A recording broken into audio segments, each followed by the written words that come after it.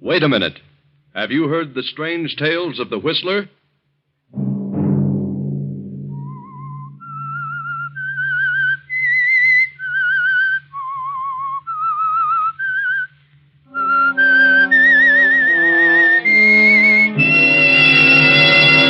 I'm the Whistler. Nita, what is it? What's wrong with you? I don't know. All of a sudden, I got a terrible feeling. A horrible feeling of foreboding. I'm frightened, Tom. Another Sunday night, and again CBS presents The Whistler.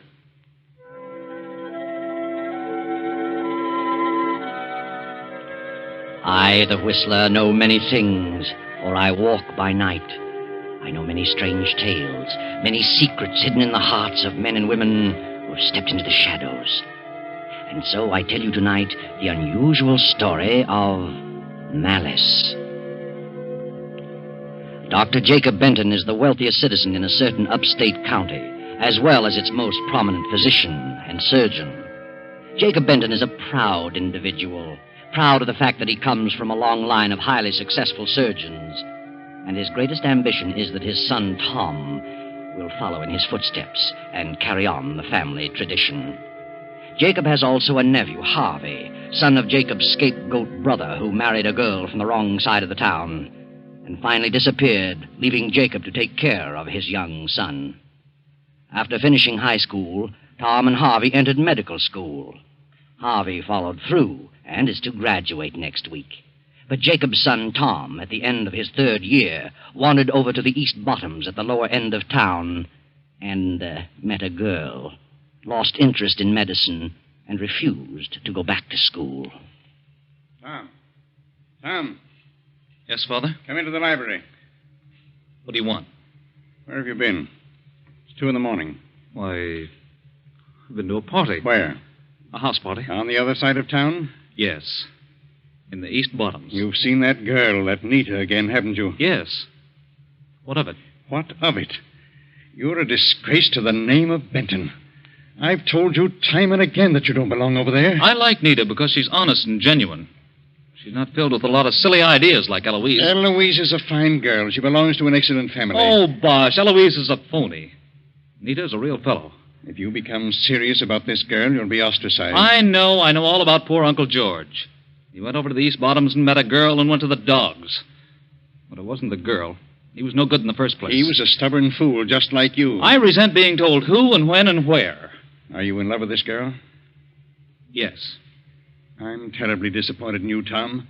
I'd prayed that you'd become a surgeon. I don't like medicine. You were wrapped up in your studies until you met this girl. That's what you think. I'm ashamed of you. Your cousin Harvey came from the lower end of town. I made him see the light. And then think of it. You about face and walk right into it.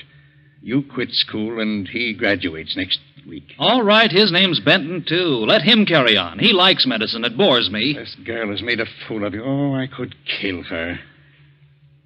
I think I'd better go to bed. Good night. Good night, young idiot. He's going to finish school if I have to... What's all the racket about down here? Oh, come in, Harvey. I heard voices. Yes, it was Tom. He's been to a party across town.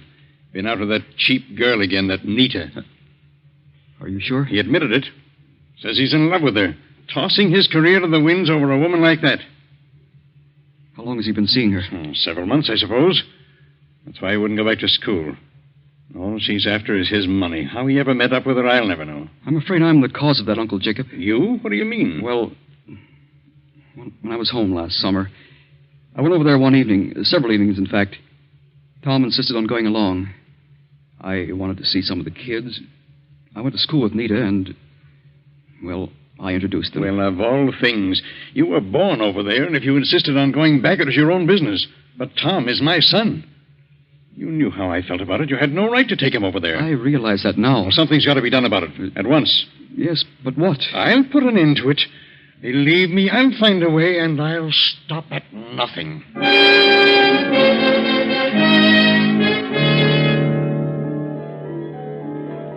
For the remainder of the night, Jacob sits in the library studying the problem of what to do about Tom. And upstairs, young Harvey paces to and fro, pondering over the same question. The next morning, Harvey goes to the lower end of town to visit Nita. Hello, Nita. Harvey. Why, I didn't know you were back in town. You didn't? I came home last night. I'm going back in a few days for graduation exercises. Have you missed me, Nita? Why, yes. Why haven't you written me in the last month or so? Well, I've been busy. Been across town lately? No, why should I? Mm-hmm. You know, it's a strange thing about this section called the East Bottoms.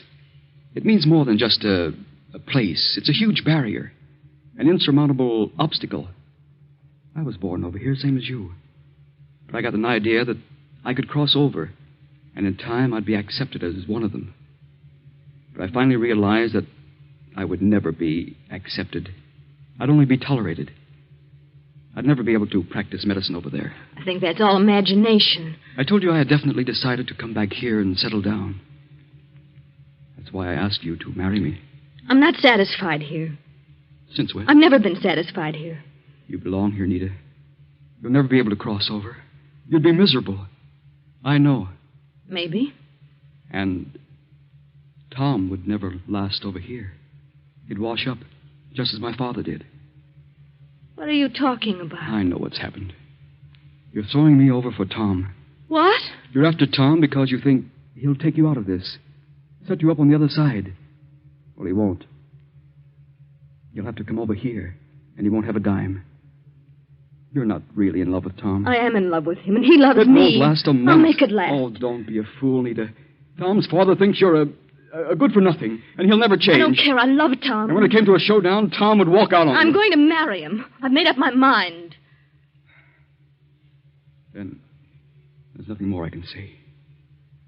Goodbye, Nita. Goodbye.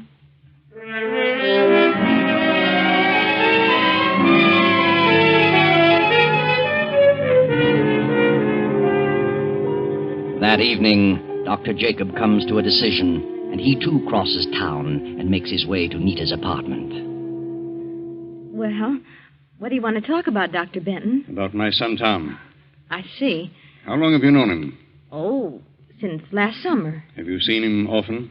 Yes, several times a week for the last 2 months. You think you're in love with him? I don't think. I know I am. I don't think he's in love with you. He's merely infatuated. You're interested in his position, his money. You can think whatever you like. I'm familiar with your type. My type? What's the matter with me? Are you aware of what you're doing to my son? I've done nothing at all. You've caused him to drop his career. Tom has a tradition to fulfill. He comes from a fine family. And I won't have him throw it all to the wind because of a silly infatuation. It isn't an infatuation. He must marry someone in his own class. Someone who'll inspire him to carry on his career. I didn't talk him out of his career. He says he doesn't like medicine. The right girl wouldn't allow him to stray. She would encourage him to follow through. The right girl. Family. Tradition. It's all a lot of bosh. Everybody in this town has made up his mind that the East Bottoms mean the difference between somebody and nobody. Well, I haven't. I'm made of the same stuff as you or Tom or anybody else over there. I've a right to a decent existence. If it's money you want, I'll give you money to let him alone. I'll give you a lot more than you'll ever get from Tom if you marry him. Money? You'd pay me to give him up? Yes. Here. Here's a check for $5,000. $5,000? Is that all your son is worth to you? $5,000? If he were my son, and I thought I could buy his future, I'd give every cent I had. What? You mean you want more than that? Dr. Benton, you don't possess enough money to buy me off. I don't want money. Well, what goes on here? Hello, Tom. You came just in time. What are you doing here, Father? What do you suppose? What's he been saying, Nita? He just gave me this check for $5,000 For what? to let you alone so you can continue your career. What? He thinks I'm wrecking your life. He is. That settles it. We'll get married tonight. You won't get married tonight, not in this state. We'll fly over to the island. That's in another state. They don't have the 3-day law. Get your things, Nita. If you marry this girl, I'll never give you another cent. I'll get along. Come on, Nita. Tom, I'll stop at nothing to break this up. I promise you will regret this moment so long as you live. Let's go, Nita.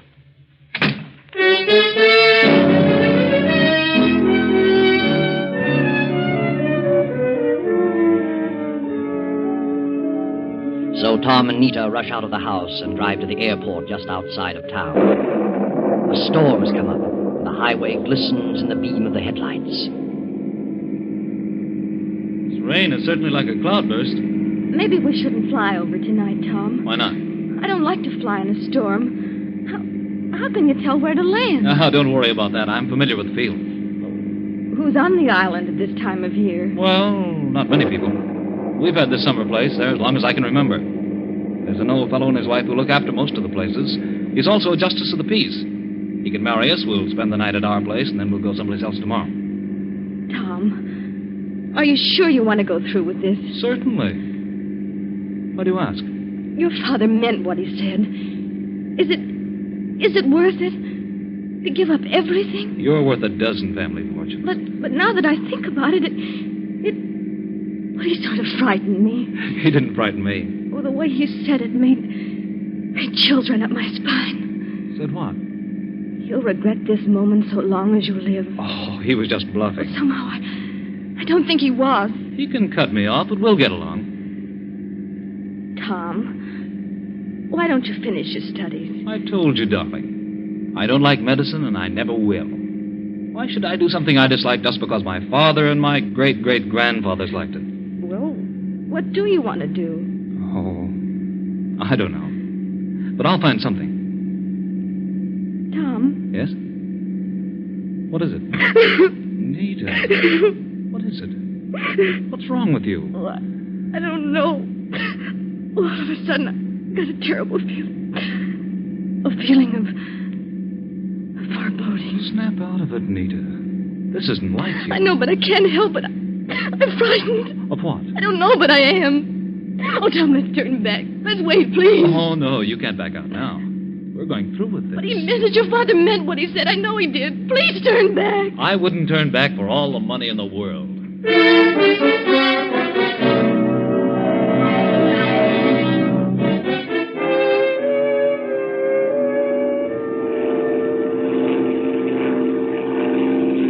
Oh, Tom, I can't see a thing. No lights, nothing. Now, don't worry. I don't need lights to land. We should have come in a boat. No, it's too choppy for a boat. This is the only way in weather like this. Tom, there, I see a light. Just went on. Yeah? Old Jenkins probably heard us. The light is swinging. Yeah, that's it. That's the field. It's a tiny one, but I can make it. There's a light. Yeah. We're all right now. Hang on. I'm going to set her down. Tom! Tom, look out those trees! Pull up!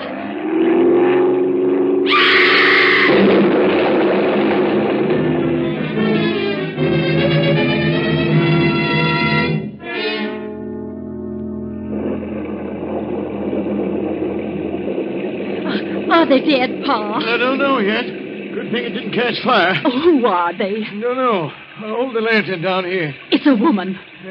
Don't recognize her. Hey, this is young Tom Benton. Oh, the girl is hurt bad. Look at her legs. They must be broken. Yeah. Come along. We'll get him over to the house. Phone Doc Benton.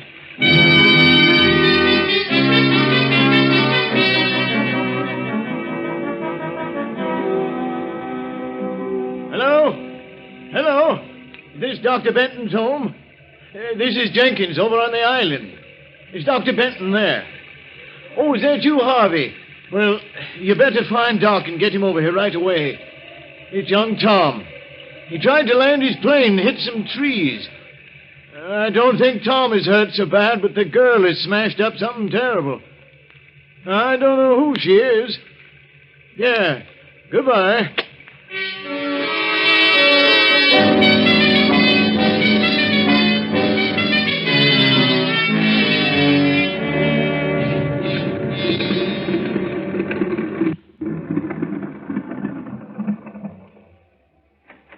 Well, it didn't take you long to get here, Harvey. We've got him over at our place.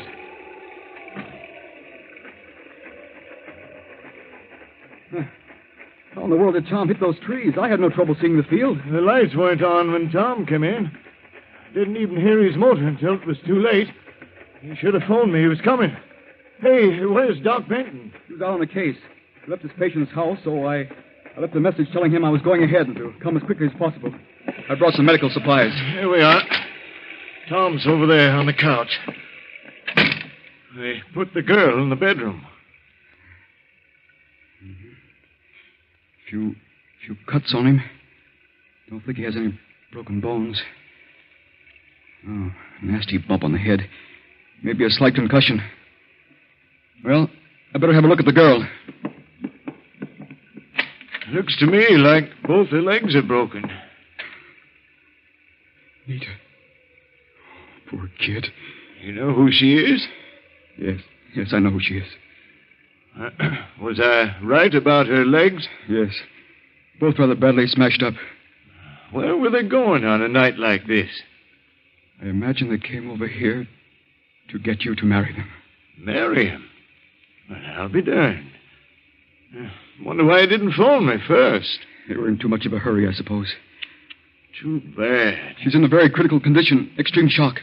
Better get some hot water and plenty of blankets. Yeah, right away. Get the house as warm as possible and put more blankets on Tom. I'll be right back.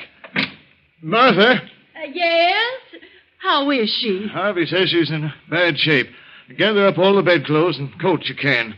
Got to cover 'em up good. Put on plenty of water to heat. I'll build up the fire.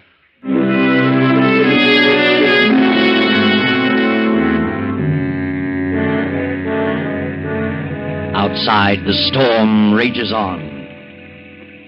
Harvey sits quietly beside Nita's bed, staring at her in a daze. Her breathing becomes shallow, irregular. A quarter of an hour passes. Then a plane motor is heard overhead. The ship sets down, and Dr. Jacob hurries to the house.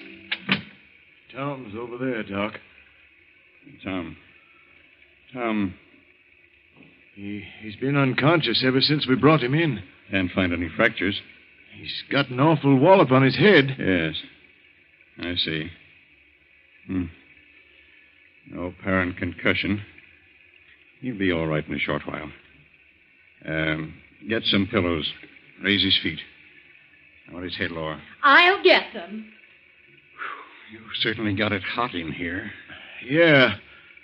Harvey had us do that because of the girl. She's pretty bad. Girl? Where is the girl? Oh, in the bedroom there. Harvey's in there. I'll have a look at her. Harvey. Huh? Oh. Hello, Uncle. What's the matter with you? I just... Are you crying? No, I'm just... This is a miserable mess. Fine example of a doctor you are. You have to learn to be completely impersonal about these things. Oh, I know. What do you say is wrong with her? Both legs are broken. She's suffering from extreme shock. Uh-huh. Better take your bag, go out there, and give Tom a shot of adrenaline. I'll attend to the girl. Yes, sir.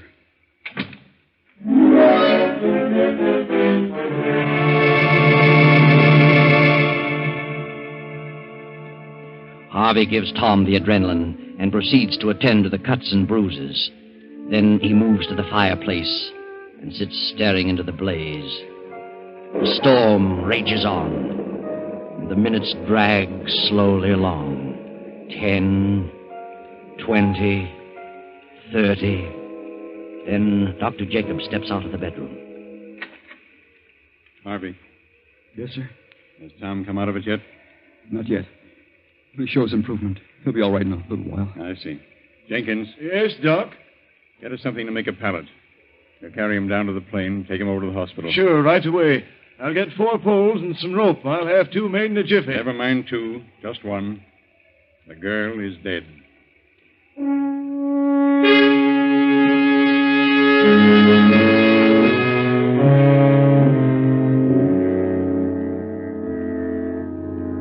Then on the following day, Tom has fully recovered.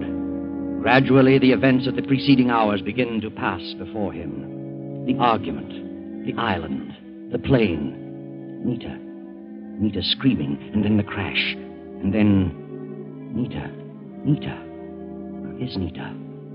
Tom sends for his father. But Jacob is already standing in the shadows of the room. How do you feel, Tom? Nita. Is Nita all right? Now, take it easy, Tom. Don't get excited. Where is Nita? Forget about Nita for the moment. You've been pretty badly banged up. A little more, and you'd have had a real concussion. What about Nita? If you insisted on flying to the island, why didn't you phone Jenkins to turn on the lights? He heard my motor. We were in a hurry. Besides, I saw the lights. Jenkins said he didn't turn them on at all. Didn't hear you till just before you crashed. That's ridiculous. Where have you got Nita? Nita is at the undertaker's. She... What? She's dead. Good Lord. Was she... Did it happen in the crash? No, she died about half an hour after I got there. Were you on the island? Yes, Jenkins found you and called the house. I was out on a case and got to the island too late to save her. What was the cause? Her legs were broken. She died from extreme shock. Was there nothing you could do? Nothing. Did you try? I resent that inference. You should know better than that. I'd rather have had anybody in the world there than you. Do you know what you're talking about? Yes, I do. You hated her. You didn't give her half a chance. Will you shut up and stop yelling? What did you give her? I gave her adrenaline. It was probably water. I've heard enough out of you. When you come to your senses, I'll consider talking to you. Good day.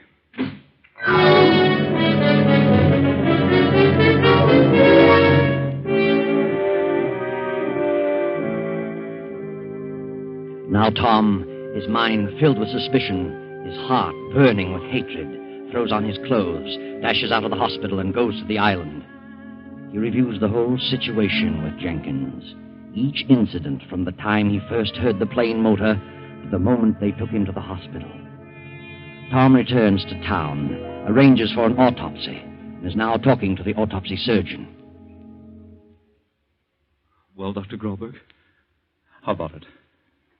What's your report? Well, both legs were fractured, but there was no compound fracture. There were several minor lacerations about the body and a head contusion. Nothing there that would have caused death?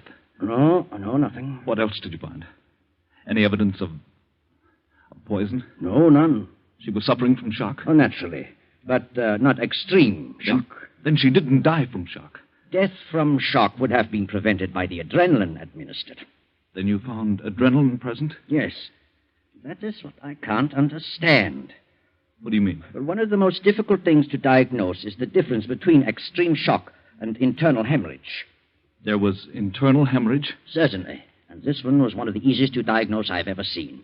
As you well know, adrenaline in internal hemorrhage is absolutely contraindicated. In other words, you think her death was caused by the administration of adrenaline? I do, definitely. But those things happen sometimes, regardless of how hard we try. Yes. Well, thanks, Doctor. I'll see you later.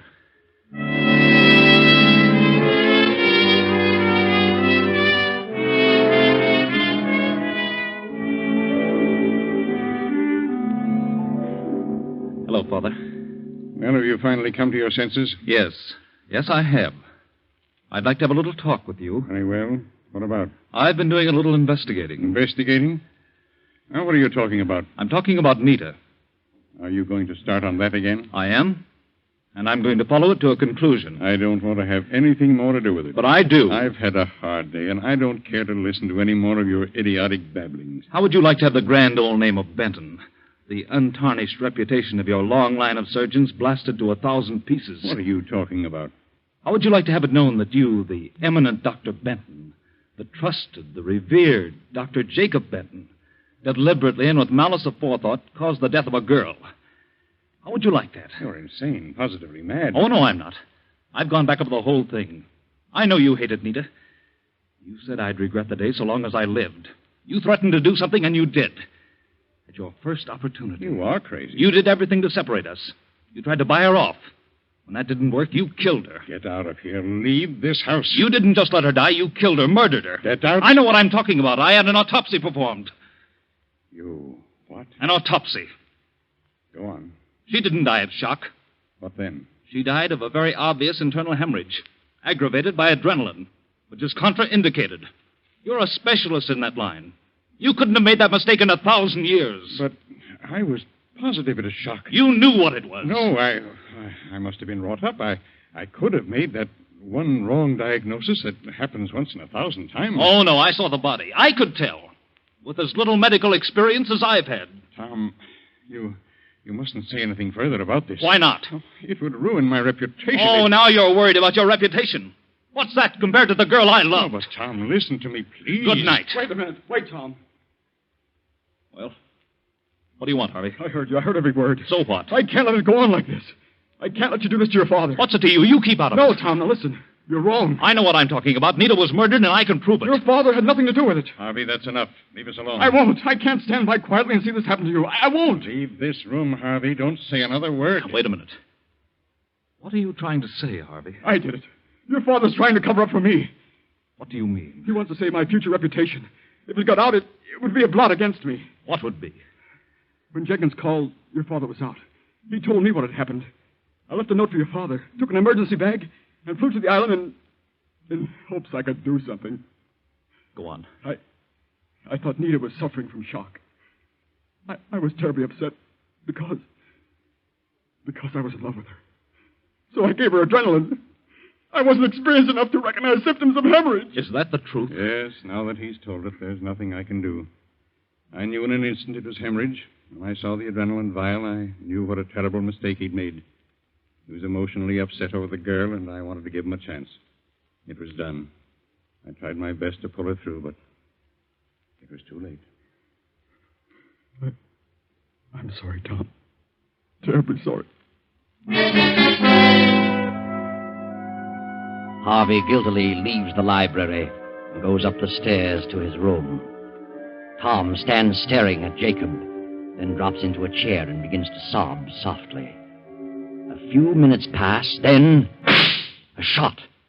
Tom and his father leap to their feet, rush up the stairs and into Harvey's room. Harvey is sprawled dead over the desk, a gun in his hand, and on the desk a note addressed to Tom. Read it, Tom. Dear Tom, I can't stand it any longer. It's been driving me crazy from the moment I did it. Nita's face is before me every second of the day and night. I was in love with her. But when she ran away with you, I lost my reason. I imagined she'd be better off dead. I was filled with hatred. I knew she was suffering from hemorrhage, but I gave her the adrenaline in a bit of revenge. Now it's driving me mad. Forgive me. Harvey. Well, that's the end. Another case of jealousy. Another example of the futility of allowing oneself to become a victim of the green-eyed monster, jealousy.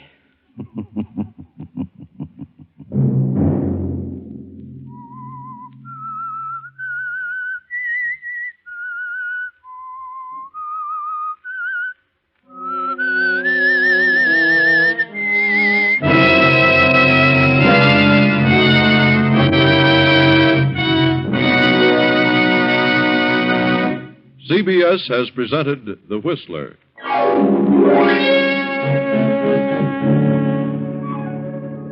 Original music for this production was composed and conducted by Wilbur Hatch. The Whistler is written and directed by J. Donald Wilson and originates from Columbia Square in Hollywood. Next Sunday, 9:15. I, the Whistler, will return to tell you another unusual tale. Good night.